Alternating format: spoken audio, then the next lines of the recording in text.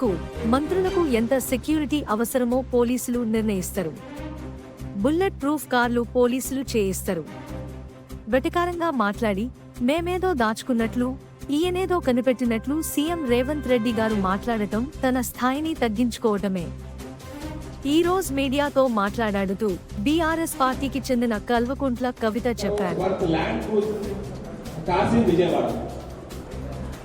ఒక్క విషయం దయచేసి అందరు గమనించాలి. గౌరవ ముఖ్యమంత్రి గారైనా గౌరవ మంత్రివర్యులైనా యావత్ ప్రభుత్వం ఎప్పుడైనా సరే వాళ్ళ సెక్యూరిటీ అనేటటువంటిది పోలీస్ వాళ్ళు, ఇంటెలిజెన్స్ వాళ్ళు చూసుకుంటారు.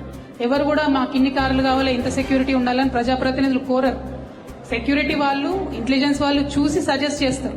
అదేవిధంగా సజెస్ట్ చేసినటువంటి వాళ్ళు కాన్వాయ్ని ఎట్లా బిల్డ్ చేయాలి, ఎక్కడ బిల్డ్ చేయాలి అనేటటువంటి అంశాన్ని సీక్రెట్ గానే ఉంచుతారు ఎప్పుడైనా కూడా.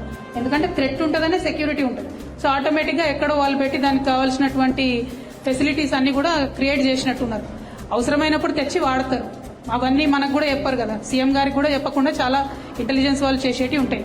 మరి ఇప్పుడున్నటువంటి సీఎం గారు ఏమన్నా ప్రత్యేకంగా కోరుతున్నారేమో నాకు తెలియదు. కానీ గత 10 ఏళ్లుగా మేము ఎప్పుడు కూడా ఇంత సెక్యూరిటీ ఉండాలి, అంత సెక్యూరిటీ ఉండాలని కోరలేదు. ఇంటెలిజెన్స్ వాళ్ళు, పోలీస్ వాళ్ళు ఇట్లా సెక్యూరిటీ ఇది ఫెసిలిటీ అంటారు, వాళ్ళు చేస్తారు. దానికి తగ్గ బడ్జెట్ వాళ్ళకు ఉంటుంది.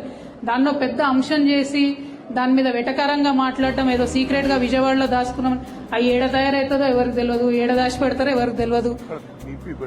ఎగ్జాక్ట్లీ బీపీ ఆడ తయారవుతుంది. అదే అంటున్నా కదా, మనకి ఏం తెలిసిపడే. పోలీసు వాళ్ళు, ఇంటెలిజెన్స్ వాళ్ళు చేస్తారు జనరల్ గా. దాన్ని పెద్ద ఇష్యూ చేసి అదేదో దాచుకున్నాం అన్నట్టుగా గౌరవ ముఖ్యమంత్రి గారు మాట్లాడడం నిజంగా వారి గౌరవాన్ని తగ్గిస్తుంది తప్పితే ఇంకొక అంశం కాదు. Ultimately protocol of any CM is decided by the security wing and intelligence and the police. There is no role of politicians in that. It was decided like that. It is unfortunate that the current CM thinks so, but it is not the case.